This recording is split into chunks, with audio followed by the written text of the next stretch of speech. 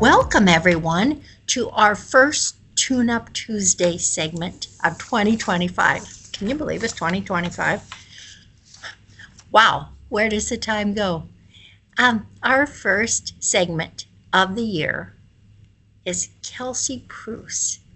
And this is her first time presenting with Journey. We could not be more thrilled. Kelsey is a wellness services consultant, and she's going to talk to us about something that we all like to have a little more of, and that is focus. The name of today's segment is Tune Up Your Mental Focus. Stay sharper in the year ahead. I know that's something I would certainly like to do. So if you'd give your full attention, you'd give your focus to Kelsey Pruss. She's going to tell us how we do that. Take it away, Kelsey.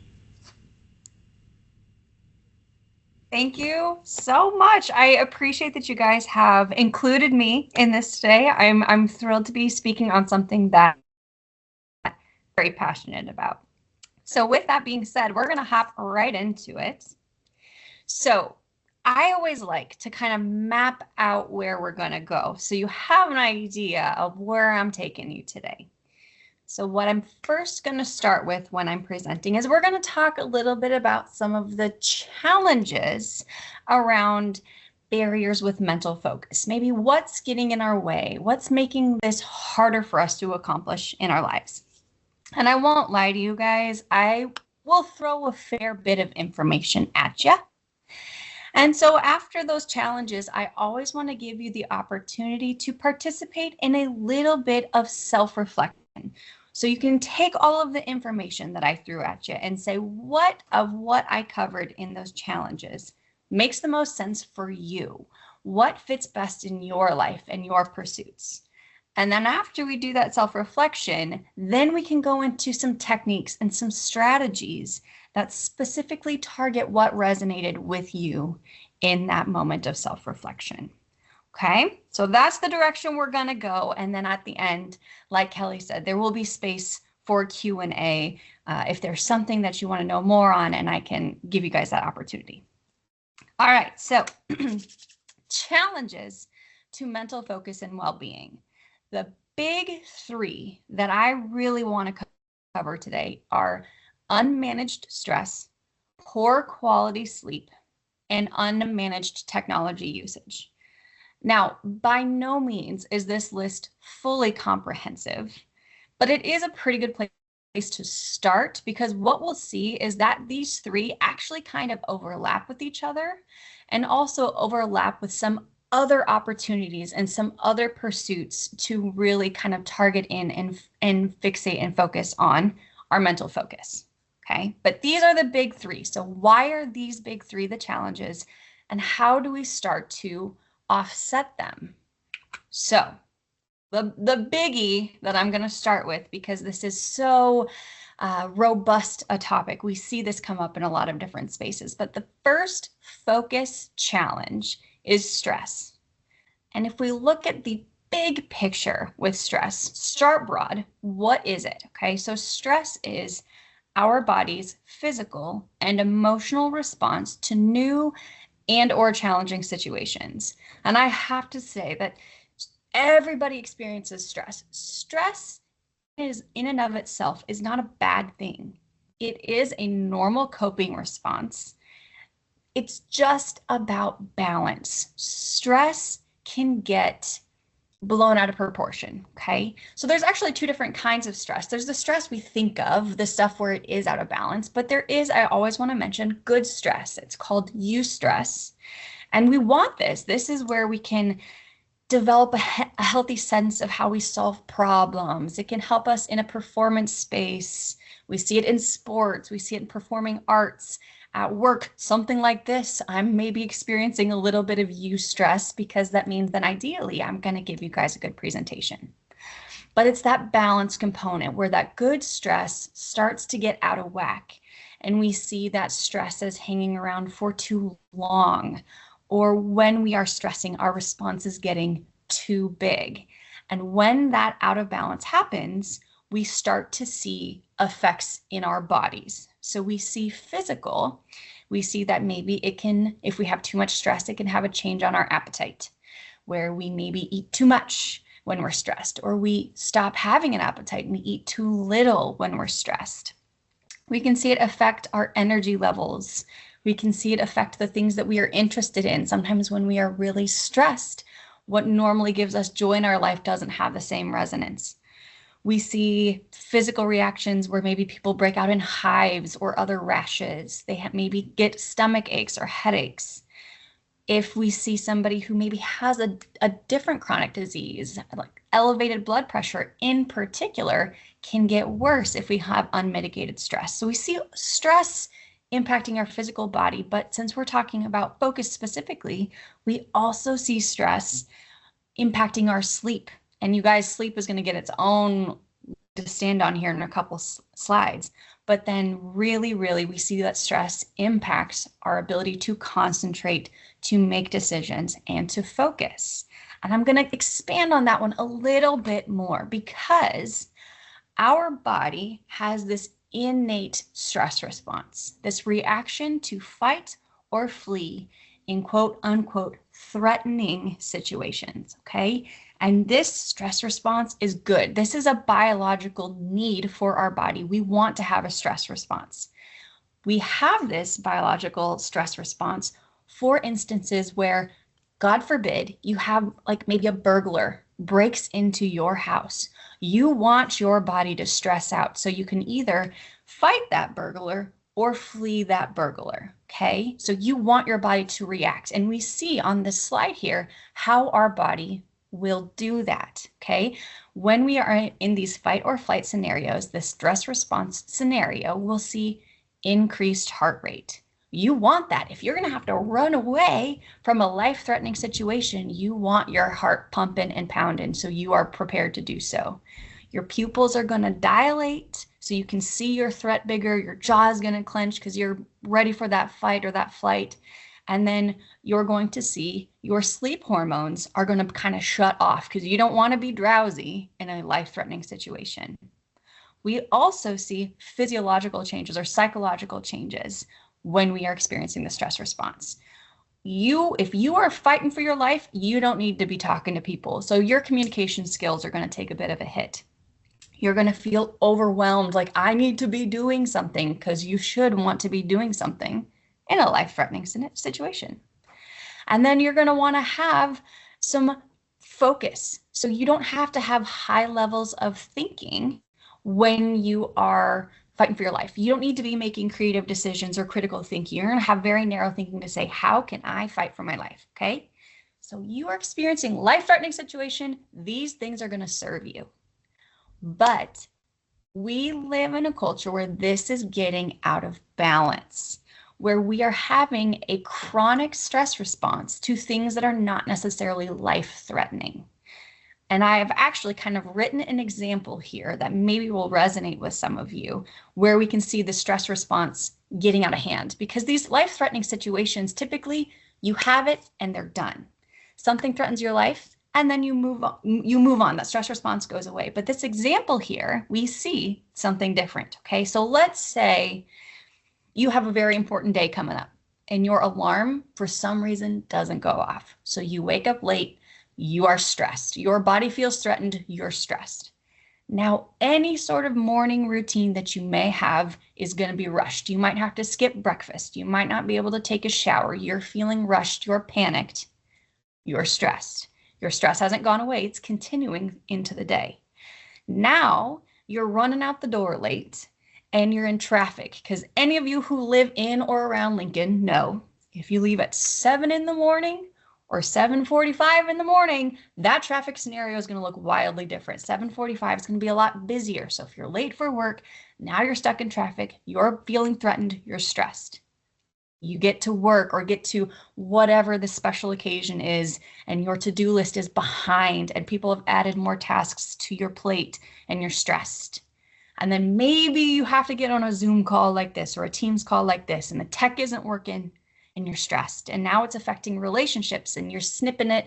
Maybe you get a phone call from your partner or a kid, and then you're snippy with them because you're stressed. And then at the end of the day, all this chaos has happened and you've been stressed all day and now you can't sleep because you've been so wound up all day. So what we are seeing is that this stress response is impacting and lasting far longer. And that's where we start to see these mental focus impacts if we don't have ways to mitigate a chronic stress response. Okay.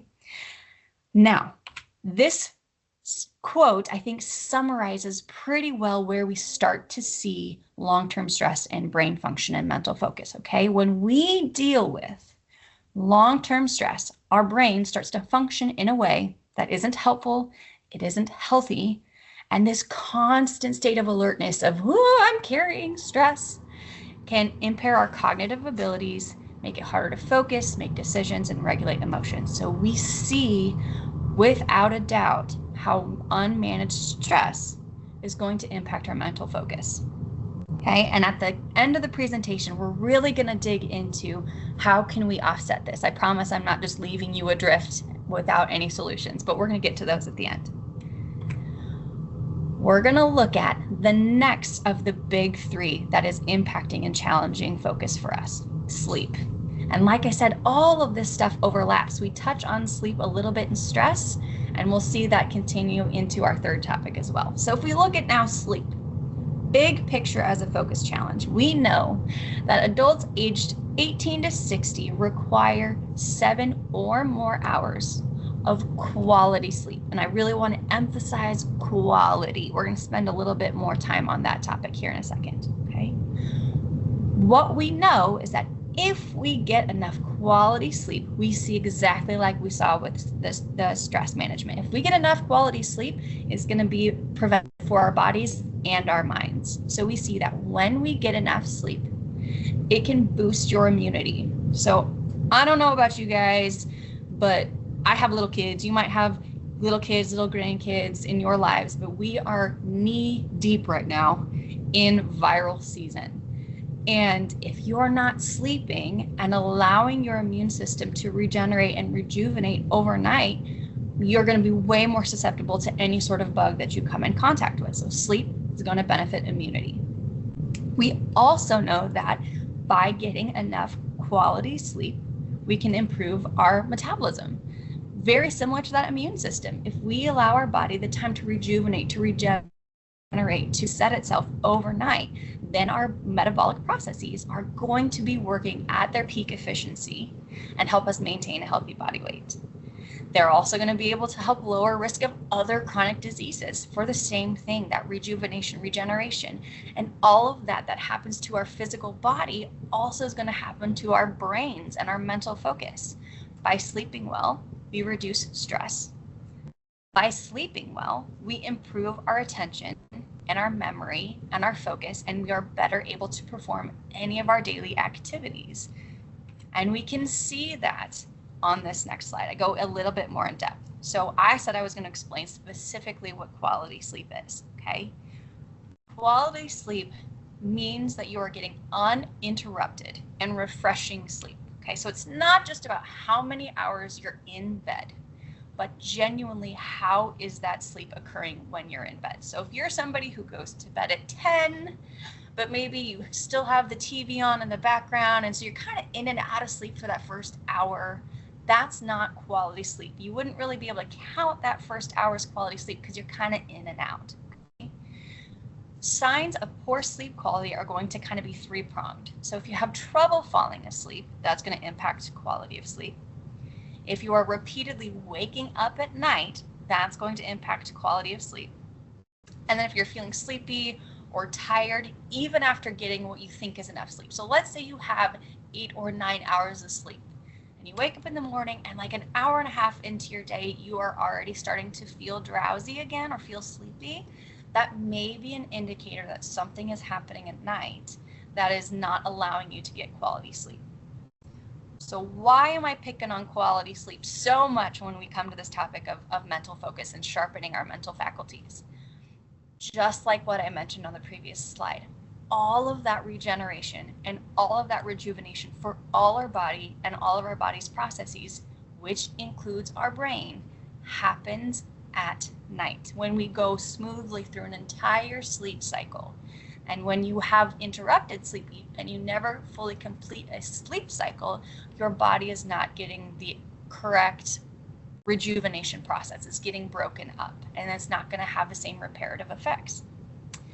What we also know is that our necessary neural connections that we need to make to retain the previous day's information, so facts, memories, interactions, anything like that that we have retained during the day, if we don't get a good night's sleep to make those connections and make them stick, then we're not going to be as successful as at remembering those and focusing on those in the days going forward. So if you have a really important Thursday activity and you want to really remember that for the next week, that good night's sleep is going to be really crucial to help with that focus and that attention. Okay.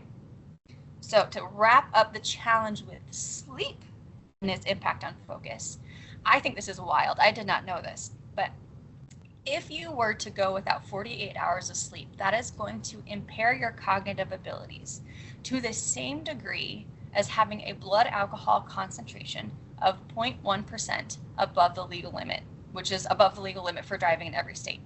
So I know very rarely are any of us probably going without 48 hours of sleep, but I do think it highlights how impactful it is for us to get sleep. That if we skip sleep for X amount of time, it would basically be like we are functioning at an alcohol level above the legal limit where you could get ticketed. Okay.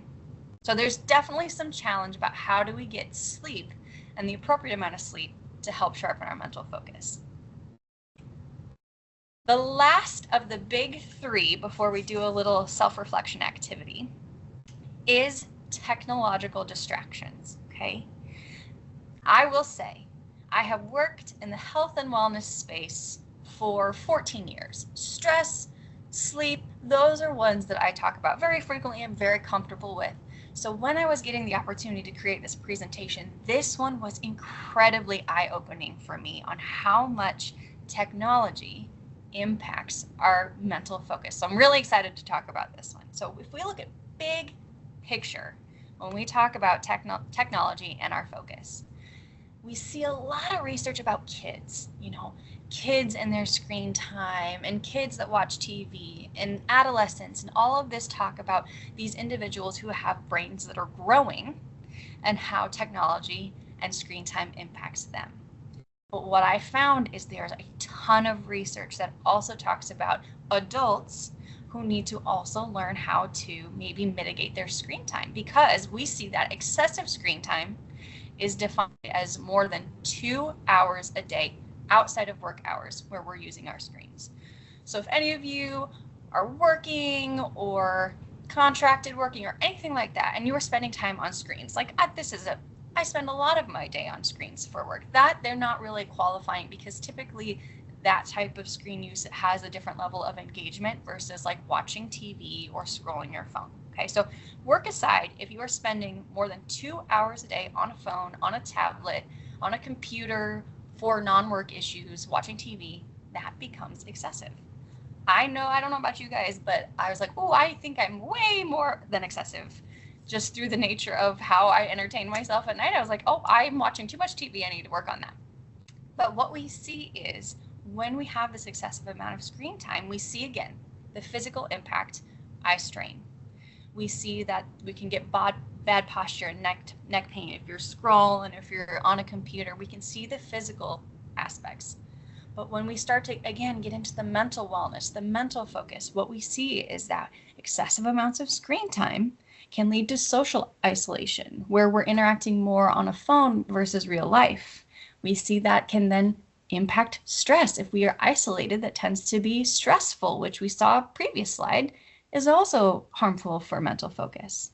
So there's definitely mental health implications. We see it impacting sleep, which we just talked about as a mental focus challenge. And the one that I'm really going to dive into a little bit deeper with you guys is that we are starting to see from the new research is that technological distractions and screen time are putting adults at risk for early neurodegeneration. So I apologize. I know this slide is pretty wordy, but I really wanted to get in all of these studies that I was finding on how technological distractions are harming our mental focus, okay? So why? Why does excessive screen time run the risk of harming learning, memory, mental health, neurodegeneration, okay? So one study that I found showed that excessive screen time caused literal thinning of the cerebral cortex. So an area of our brain that is largely responsible for processing memory, for helping us make decisions, focusing and problem solving will literally start to thin if we have excessive amounts of screen time. If we slightly pivot off of screen time from maybe a phone or tablet and look more at TV, there was another study that found that adults who watched 5 or more hours a day of TV now have increased risk for some of those brain-related diseases like dementia, Alzheimer's, stroke, Parkinson's. And then if we look at excessive screen time across all platforms, TV, phones, tablets, anything like that, excessive screen time can impact sleep, which again, we just talked about. The overlap is crazy because what we know is that the backlighting in any screen, TV, phone, tablet, computer, any of that backlighting has that blue light component, and that blue light component can actually throw off your circadian rhythm. So your circadian rhythm is that pattern throughout the day of wake during the day, sleep during the night, and it's very responsive to light. And so if we spend a lot of time on screens all day, later into the evening, that's going to impact our sleep, which is going to impact our brain, impact our focus. The cycle goes on and on. And then the last study that I will mention is that there were additional studies that found that adults who participate in excessive screen time have lower gray matter volume in their brains. And that's the bulk of your brain is gray matter. And so something that is responsible for everything. Your brain is helping with movement, memory, emotions, focus, decision making, all of it, you name it. By engaging in excessive screen time, we are lowering our gray matter volume. Now, I will say, as we age, we naturally do lose gray matter volume. So this isn't something that's only happening from screen time. This is a natural part of aging. But if we are trying to offset that and increase our mental focus, maybe assessing how much we use screens will help slow that process. So to kind of wrap up this challenge with this quote, I think this is incredibly impactful. The negative effects of screen time are very insidious because you can't see what's happening in your brain when you're staring at a screen. This one's harder to notice it's happening.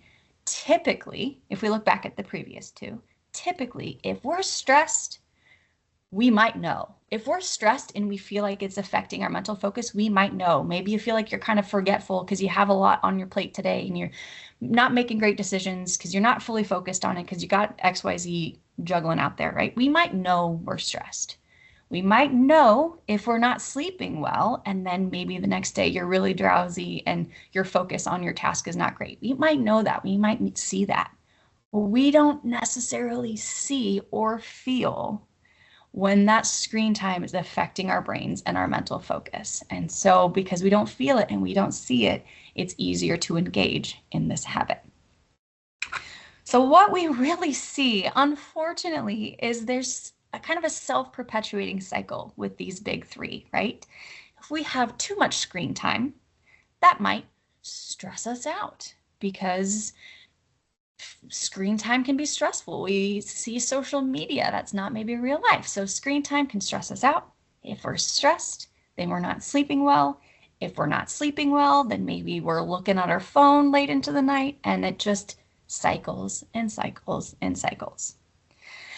Now, while I have you here, I do like to always say, I don't love using scare tactics when I give presentations. And so if after me going through those big three challenges, I've maybe caused you stress, even though we are talking about how stress is not ideal, I do want to slightly apologize, but I always feel like I have to give some stats and some awareness so you understand why these strategies and these techniques that come at the end are so impactful and so important. So if you're like, oh, Kelsey, you did not help me today, I'm now going to give you an opportunity to hopefully be a little little bit full on these challenges. Okay, so like I mentioned from the top, I always like to give a space for self-reflection. So you can start to take those pieces and target it into your own personal lives. So what I'm going to do is I'm going to read each one of these questions, and I highly, highly, highly encourage you to answer that question for yourself in your own brain. This is not an activity where we share with the group.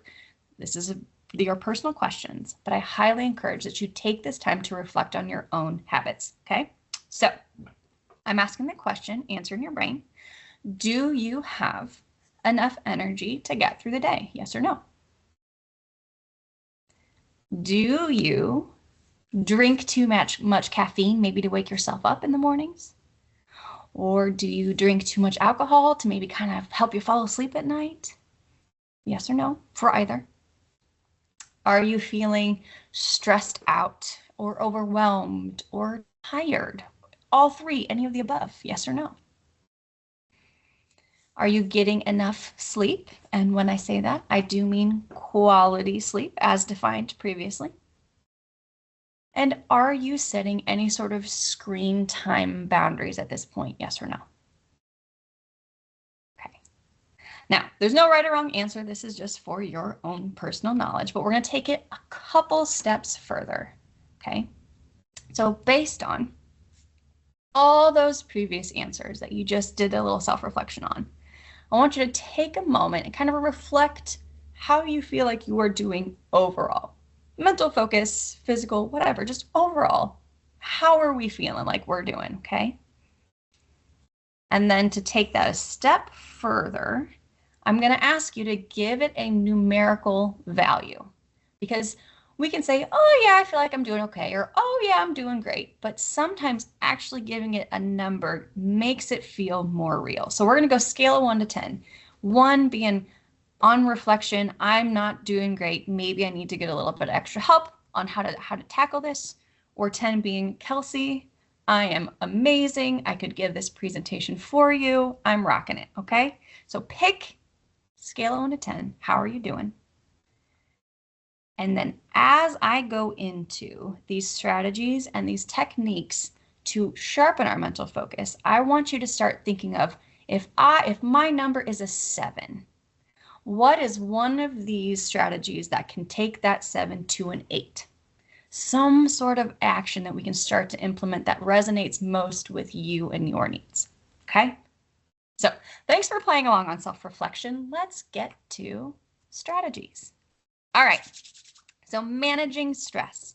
What can we start to do to manage the stress to increase our mental focus and increase those mental faculties and stay sharper in 2025? The first thing is to take care of your mind. If we want our minds to be sharp, we should probably invest some time and resources into it. Okay. The first one, take breaks from news and social media. This ties in really well with kind of that intentional screen time use, our technological distractions. What we know is that news and social media can sometimes be overwhelmingly negative or not indicative of real life, and that can impact how we interact with it and then into our own worlds.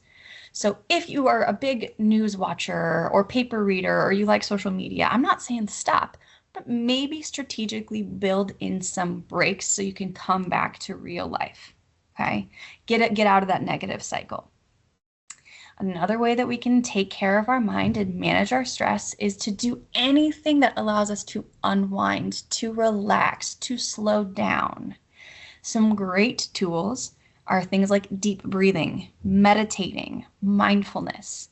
And I will say, if that is something that's wildly out of your comfort zone, you've not touched that with a 10-foot pole, and you're like, Kelsey, I don't even know where to begin. I always like to use the example of, I want to say it's the Marine Corps, but don't quote me on that. But there is a branch of the military where these individuals their literal job is to live in a state of stress. You know, they are saving their lives, other people's lives. They are actively in those life-threatening situations where the stress response is entirely merited, but they have to still function. So these military professionals have to be able to kind of come out of that stress response to still access higher levels of critical thinking, decision making, focus, etc. So they have to find a way to manage their stress, and they do that with a deep breathing technique called box breathing. I don't know if anybody's heard of this. I'm going to share with the group even if you have. Box breathing is just a simple process where you make a box with your breath. You inhale for 4 counts, you hold your breath for 4 counts, you exhale for 4 counts, and you hold your breath for 4 counts. So it would go slower than this, but it'd be inhale for 4, hold for 4, exhale for 4, hold for 4. Inhale, hold, exhale, hold. Again, slower than that typically, but that is a way that they can do that deep breathing, calm their body systems, come out of the stress response, and then they are able to manage and move forward. So again, even if deep breathing mindfulness meditation feels uncomfortable for you, you can do that breathing technique in a pinch. No one would know if you're using it in a pinch, and it can start to manage your stress. Another phenomenal option is to journal in any capacity. The process of taking stressful thoughts or ideas out of your brain and putting it on paper is a really good way to empty that brain and allow yourself to come out of that stress response and manage. Another one that I love, and I will maybe sound a little bit like a hippie on this one, and I'm comfortable with that, is going outside. There is a vast amount of research that going outside and getting exposed to sun and fresh air is incredibly calming and healing. Now, I will say, going outside today may not feel as nice as going outside feel in the spring or summer. I understand that. So I'm not saying go stand out in the snow today. But if you are noticing chronic stress and there is an activity that you enjoy outside, gardening, mowing the lawn, just sitting in the sun with a book, whatever, that is another phenomenal way to take care of your mind and manage stress, improve your focus. And just any sort of activity that relaxes you. Taking a bath, walking, talking to your friends, etc. are all great. Practicing gratitude is always another way that we can take care of our mind, our stress. Just starting or ending the day on a positive note is a really good way. It can just be as you get ready for bed. I'm thankful for this, where you're focusing on the positive versus the negative is another good practice. And connecting with people, talking with people that you trust. If you can get them in person, that's even better, because there's something about face-to-face social interaction. Or leaning into other resources, community-based organizations, faith-based organizations, whatever fills your bucket and feeds your soul is going to be a way to manage, take care of your mind, improve your focus. Now, as we have seen throughout this presentation, everything connects to everything. So another way to manage your stress to end up in supporting mental focus is also taking care of your body. If your body is taken care of, your brain will get care of. If your brain is taken care of, it's going to impact how your body interacts. So what we know is we can also focus on getting enough sleep, which we've seen on a couple other slides as important. That's going to take care of our body. It's going to take care of our mind. We also know that if we move more, if our body starts to feel good, our brain starts to feel good. And this doesn't have to be overwhelming. I think a lot of people get stuck on the idea that they have to quote unquote exercise, where they have to plan. I'm going to go to the gym for this amount of time and do this activity. And it doesn't have to be that structured. Moving more constitutes anything that kind of gets your heart rate up and maybe makes you sweat a little. So going back to gardening when it is seasonally appropriate, gardening is something that will get you outside, get you moving, get your heart rate up. You might sweat a little. That constitutes moving your body. Mowing the lawn, if you have a push mower that doesn't have any sort of automation, that's going to get your heart rate up. It's an activity you might have to do anyway, and it will also constitute moving. So if we can start small and just gradually build up, the goal would be 2.5 hours a week, but just gradual. Break it up into small amounts, make it feel tangible, not overwhelming. Take care of your body, take care of your mind. In that same vein, anytime we eat well, that's going to support our body, and it's also going to feed our brain the nutrients it needs. So fruits, vegetables, lean protein, whole grains, low-fat dairy are all going to be great. And then limiting things like saturated fats, trans fats, salt, and added sugars, they're going to feed our body the way we need to be fed to improve our focus. Limiting alcohol intake is also another pursuit, and avoiding tobacco products of all kinds. So tobacco is a stimulant.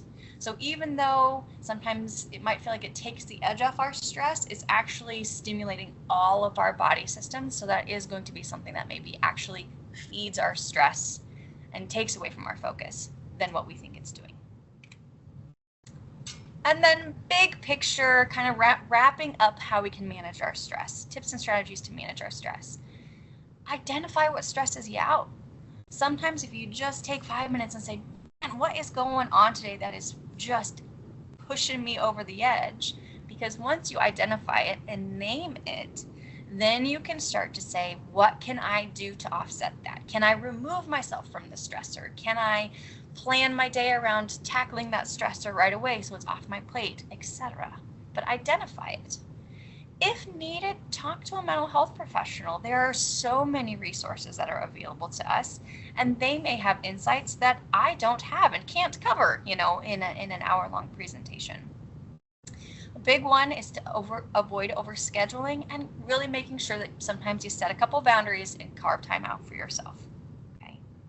So lots of tips and strategies for stress. Let's look a little bit about what are some tips and some strategies to improve our sleep, to improve our mental focus. So I love this one because I enjoy sleeping. I will say I have a 5-year-old and a 2-year-old. So when we talk about uninterrupted sleep, that is not something I have right now. I get interrupted more than I'd like. So the sleep one really resonates with me. So ways that we can improve our sleep is set a routine. So if we can go to bed and wake up at the same time every day, that's going to support a healthy circadian rhythm, which is going to improve our sleep. And I will say that means going to sleep at the same time on weekdays and weekends. So if you're somebody that likes to sleep in on the weekend, I won't tell you no, I totally understand that. But I will say that is going to impact your circadian rhythm a little bit. Another thing that we can do is make your bedroom comfortable. That should be a quiet space, a relaxing space. You sleep better if your room is slightly chilly, like 68 degrees. Those are things that can help improve our quality of sleep. Another big one is turning off those electronic devices at least 30 minutes before bed. Like I mentioned before, that blue light and any sort of backlit screen, that's going to stimulate your brain to say, stay awake, stay awake. So if we can turn them off 30 minutes before bed, that means when we fall asleep, our sleep is going to be more restful. I will also say on that note, please, if you wake up in the middle of the night, don't let the first thing you do be grab your phone and look at that screen, because then your brain's really going to wake up. So if we can stay off our phones 30 minutes before bed and not check it overnight, we're doing well. Avoiding large meals and alcohol before bed are going to help, though a nightcap sometimes feels like it might relax you into sleep. What we know is that it actually may make you feel drowsy. Alcohol is a depressant. It may make you feel drowsy at the time of ingesting it, but when that alcohol wears off 2 or 3 hours into your sleep cycle, that tends to actually wake you up. So avoiding large meals and alcohol before bed are going to be helpful. Avoid caffeine. Move your body. Again, if your body feels good, your brain's going to feel good. You're going to sleep better. If you really feel like you struggle with sleep, you can keep a sleep diary to better understand your habits.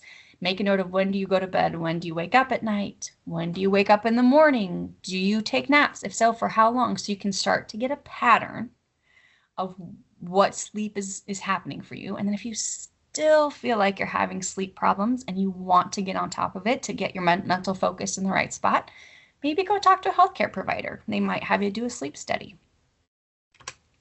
If we look at what are some techniques and what are some strategies when we talk about specifically technology use, If you start to track your screen time, I know iPhones in particular, I don't know if Androids do it, but I know iPhones in particular actually give you a screen time report.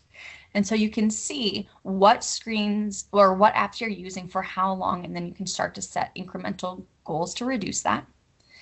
You can go into your settings and turn off almost all your notifications so that you only get a flag on your phone for the things that you really need to see.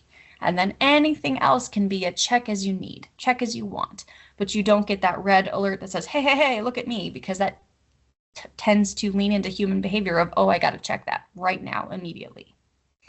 There's also some great features on your phones to help set some of these boundaries. I know, again, I don't know about Androids, but I know smartphones have a screen time feature. So you can pick certain apps that have a limit. So I have like all of the social media apps. I have them grouped together, and I can only spend a certain window of time each day involved in those. And when that time limit is up, my phone will say, hey, you're done.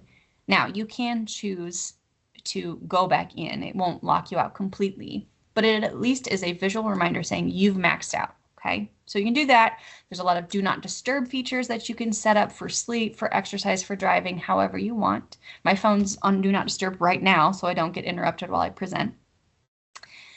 Other things are, don't take your phone to the bathroom with you. That's also just for a hygiene purpose, a really good practice to get into.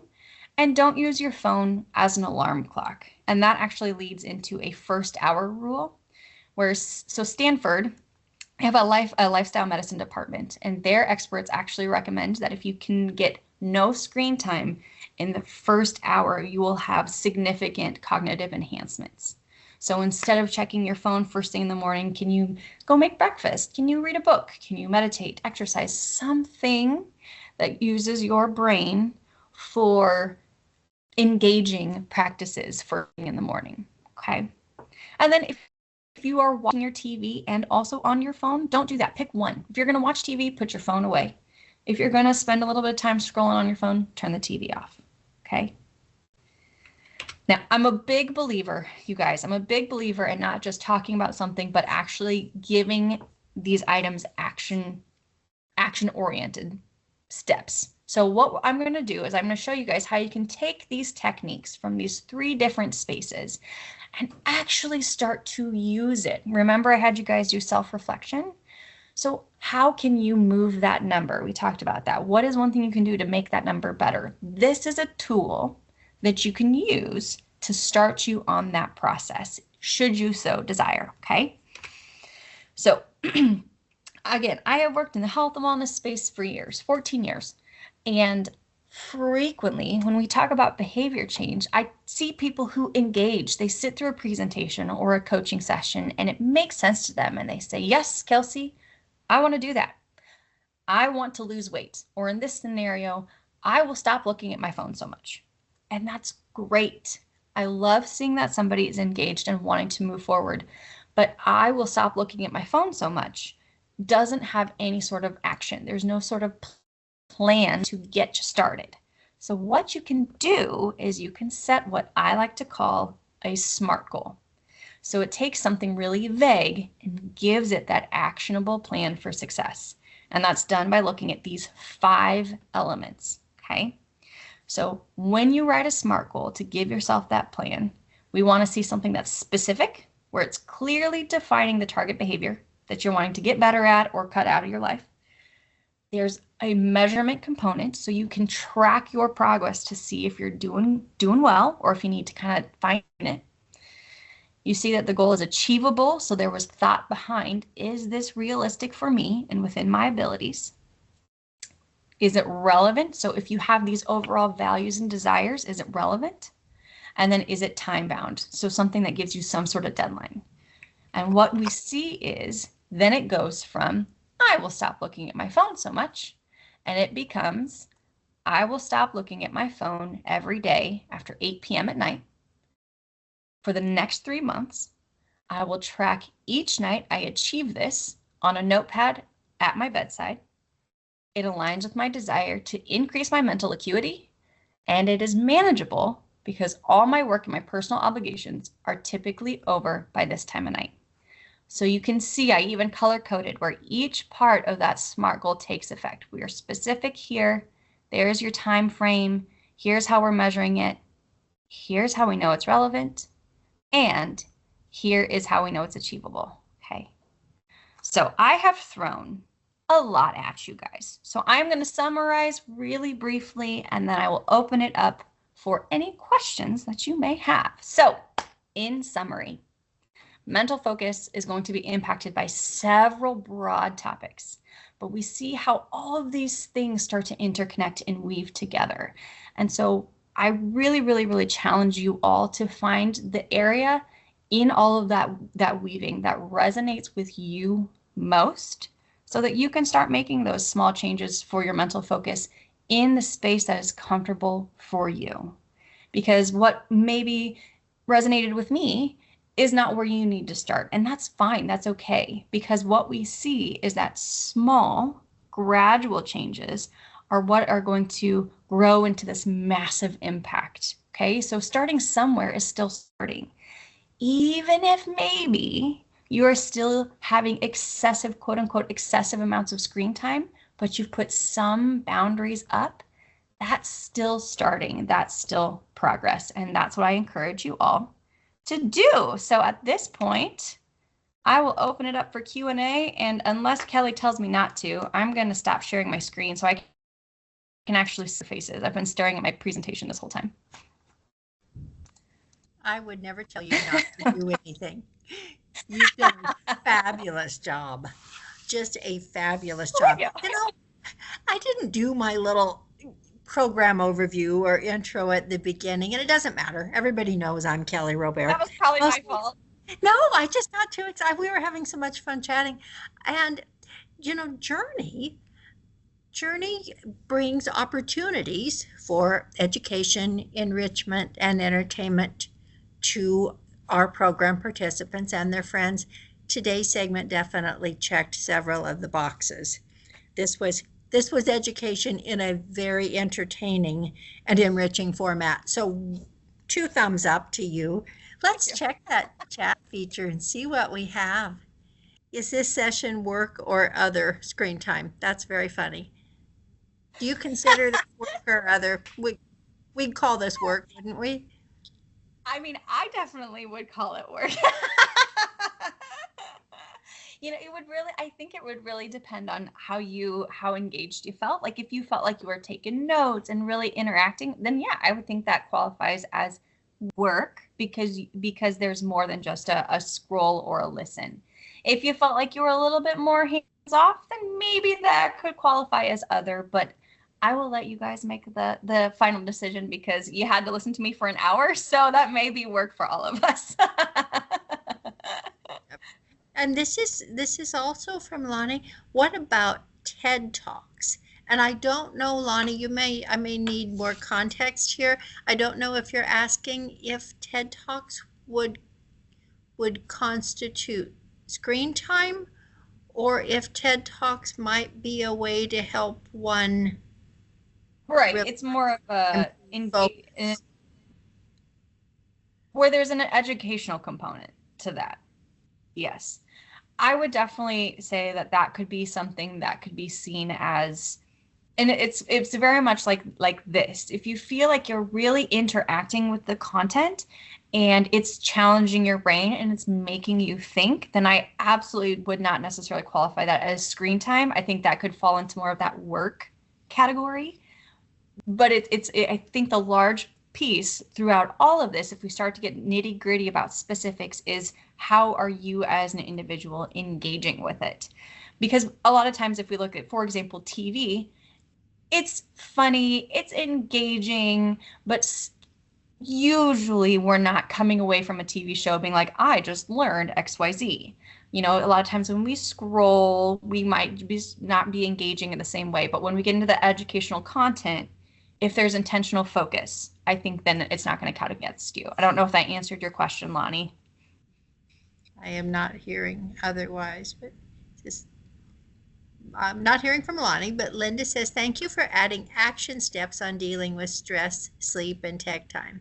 Appreciate the info. Thank you.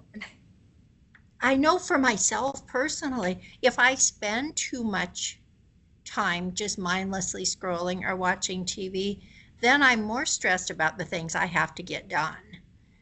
So and I know that's that's a biggie. That was one of the points to your presentation, but it does all feed each other. Lonnie says, great, thank you. I learned that I may need to limit screen time. I have a couple questions that just came to me.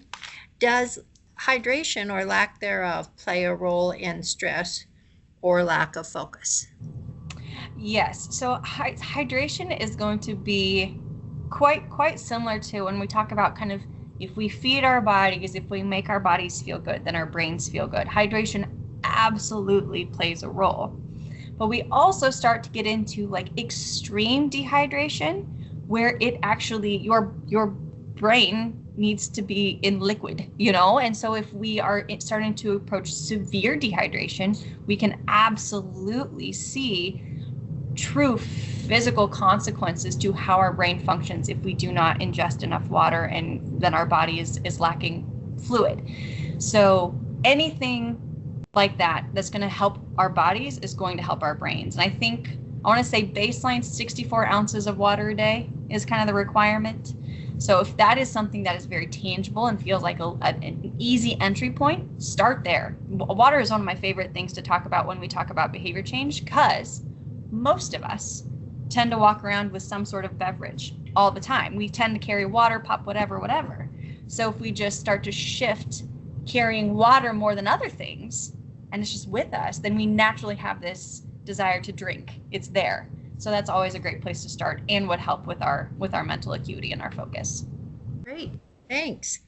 Another one that I have is, how can I make myself focus on a task for more than just a few minutes? Is that too much caffeine? Is it habit? Is it something else?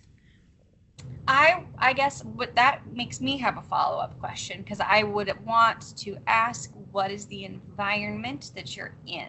Are you in a space that has other distractions, or are you in a space where you're pretty intentionally, I'm trying to do this? Because if we have this visible and we get notifications where our screen lights up, it takes our focus away. If we have, again, kids who are upstairs making noise like they may have done during this presentation, you know, that those things can pull our attention away from what we're trying to do. So I always start with, how much control can I have to make this environment really supporting focus? And what boundaries can I set to say for 30 minutes? And that's another thing too, is give yourself a time frame. I don't have to focus on this all day. I need to focus on this for 10 minutes, and then I will give myself a 2-minute break.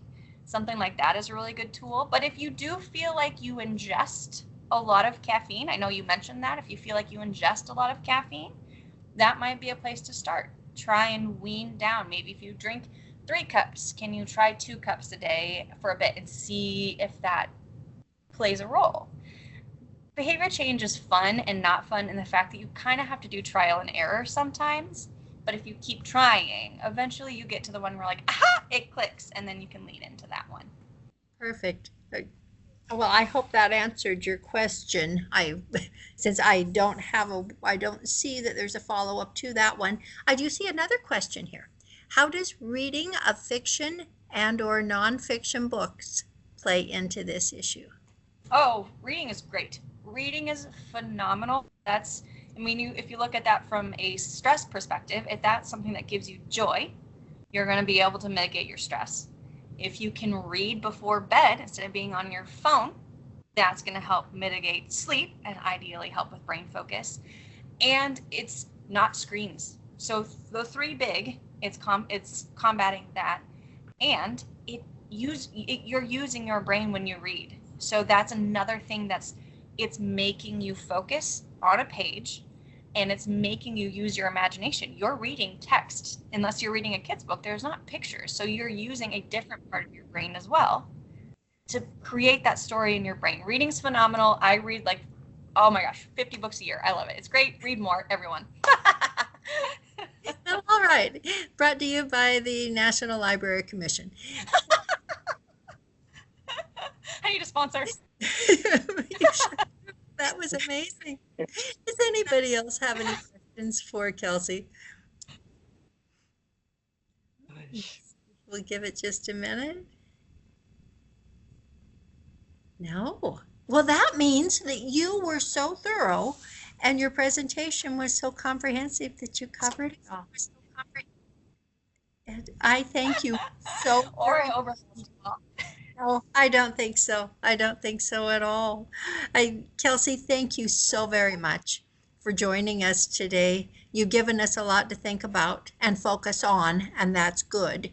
Would you like to come back sometime? I would love to. It would be my pleasure. We'd love to have you.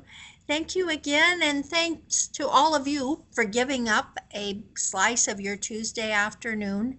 Please join us right back here next Tuesday at 2 for our second segment in this year's Tune Up Tuesday series, when we'll talk about tuning up our retirement savings. Thanks again, everybody. Take care. Bye-bye.